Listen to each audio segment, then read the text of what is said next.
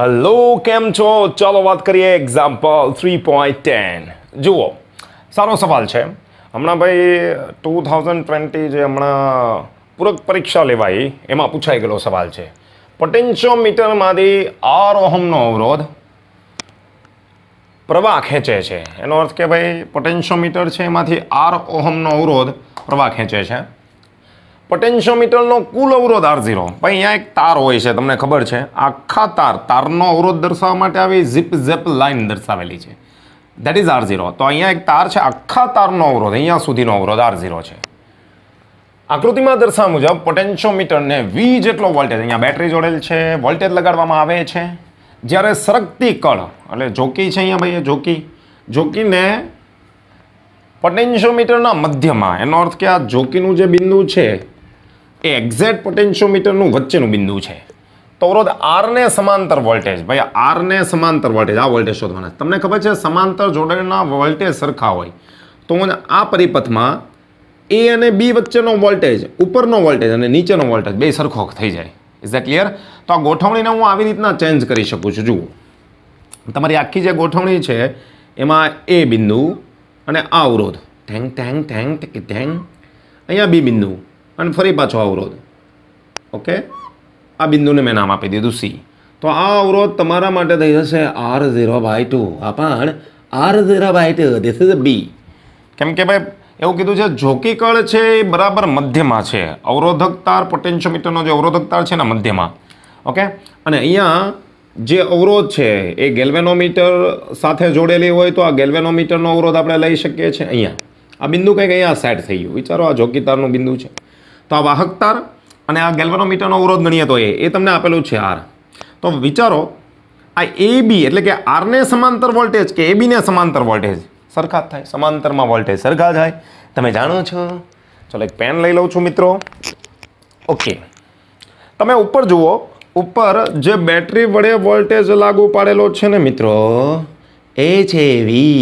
Tang ટક Tang ટક Tang. તો આ ગોઠવણને મેં થોડીક ચેન્જ કરી. આના ઇક્વાવેલેન્ટ, સમતુલ્ય પરિપથ, આના ઇક્વાવેલેન્ટ આ પરિપથ. Get it? અથવા તો તમે અહીંયાથી આમ લખી શકો ટીંગ ચિંગ ટીંગ ચિંગ ટીંગ. સમતુલ્ય પરિપથ, ટીચિંગ ટીચિંગ ટીચિંગ. હવે હર હર મહાદેવ. ઓકે, એક કામ કરીએ. અહીંયા બેટરી જોડો તો અહીંયાથી પ્રવાહ આવશે. તો પ્રવાહ જો મને મળી જાય તો આનો સમાંતર વોલ્ટેજ મને મળી જાય IR. તો પહેલાં આનો સમતુલ્ય વોલ્ટેજ મેળવીએ. હવે જુઓ, R0 અને R સમાંતરમાં થશે તો આ ગોઠવણને હજી તમે આગળ લઈ જશો, તો તમને કંઈક આવી ગોઠવણ મળશે. ફરીથી આગળ બિંદુ A. ઓકે, આનો સમતુલ્ય અવરોધ મેં મેળવી લીધો. ઓકે, A અને B વચ્ચે. આ તો રહેવાનો જ છે. What is that? This is R0/2. આ બંનેનો સમતુલ્ય. ચાલો, એ બંનેનો સમતુલ્યને હું કહી દઉં છું RAB. એ તમને ખબર છે સમાંતરમાં હોય તો તમે લખો છો R1 R2 છેદમાં R1 + R2. અને આ લાગુ પડેલો વોલ્ટેજ તો છે જ. અહીંયાથી પ્રવાહ આવશે. તો હવે આ પ્રવાહ આવ્યો ધારો કે I. એ પ્રવાહ બધામાંથી કોમન રહેશે, શ્રેણી થઈ ગયું. તો આનો સમાંતર વોલ્ટેજ એટલે આ બેને સમાંતર વોલ્ટેજ મળી જશે. તો કંઈ કરવાનું નથી ભાઈ, RABને સમાંતર વોલ્ટેજ મેળવી લો તો પ્રવાહ જોઈશે. ઓકે, એ જ વોલ્ટેજ આ બંનેને સમાંતર થશે. તો R0/2ને સમાંતર વોલ્ટેજ કીધો તો આ પ્રમાણે જ મળે. તો જે માંગેલું છે પેલા આરને સમાંતર વોલ્ટેજ, તો આનો વોલ્ટેજ, આનો વોલ્ટેજ, આનો વોલ્ટેજ, આનો વોલ્ટેજ, આનો વોલ્ટેજ, આ વોલ્ટેજ, આ બધા સરખા થાય. ઓકે, તો હું અહીંયા સીધો લખું છું આરને સમાંતર વોલ્ટેજ V@R = V@AB સમજો ભાઈ, I RAB ને સમાંતર વોલ્ટેજ, IRAB. V બરાબર IR હે ને? તો આનો જેટલો પણ વોલ્ટેજ આવશે અહીંયાનો વોલ્ટેજ આવશે, એ જ આનો વોલ્ટેજ થશે. અહીંયાથી જતો પ્રવાહ I, તો IRAB. બસ આપણે મેળવવાનું છે પહેલાં RAB, પછી પ્રવાહની વાત કરીએ. ચાલો RAB મેળવીએ. RAB ધ્યાનથી જુઓ. RAB કોનો સમાંતર? આ બંનેનો સમાંતર જે તમને આવડે છે. ડાયરેક્ટ લખીએ R0/2 ઇન્ટુ વોટ? R. અહીંયા કોણ? R0/2 પ્લસ કોણ? R. લઈએ.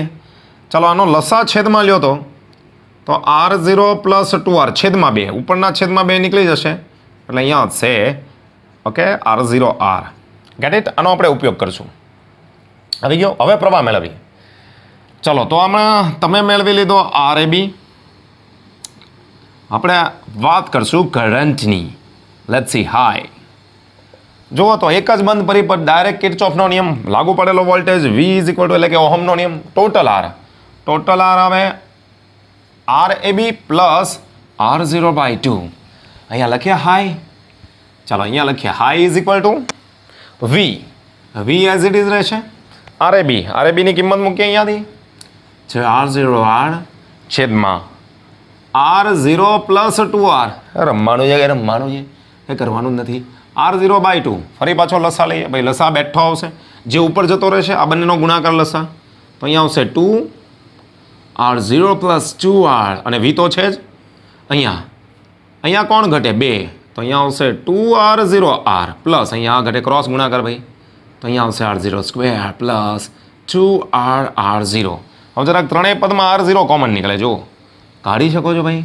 2R0 plus 2R into V છેદમાં R0 કોમન ભાઈ આ 4R0 થઈ જાય જો 2R0R R0 કોમન કાઢું ઓકે 2 2 4 થઈ જાય એટલે 4R plus R0. Gate this.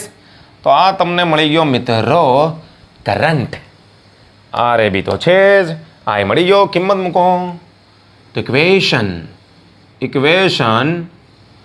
1 2 3 પરથી સર 1 2 3 1 2 અને 3 પરથી જેની કિંમત જ્યાં મૂકી હોય ત્યાં મૂકી શકો છો. અહીંયા R ને સમાંતર voltage is equal to VAB ને સમાંતર વોલ્ટેજ. ભાઈ આના સમાંતર વોલ્ટેજ આના નાના સમતુલ્ય જ હોય. સમાંતરમાં વોલ્ટેજ સરખો હોય યુ નો.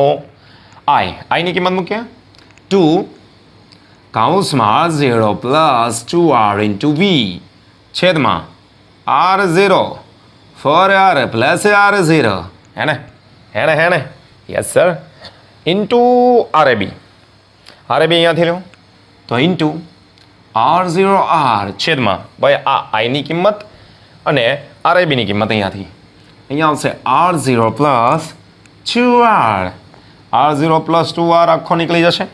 અહીંયાથી R0 જશે તો ઉપર શું આવશે ઉપર 2RV V ફોર વોલ્ટેજ છેદમાં 4R પ્લસ R0. મને કહો અહીંયા કોઈ વેલ્યુ આપેલી છે? વેલ્યુ એટલે મૂલ્ય 10 15 20 50 એવું નહીં, સંજ્ઞા છે તો આપણો આન્સર પણ સંજ્ઞામાં જ આવશે. રાઈટ, સિમ્પલ છે. તો વિડીયો પોઝ કરો અને તમે નોંધી શકો છો, દિમાગમાં અને બુકમાં છાપી શકો છો.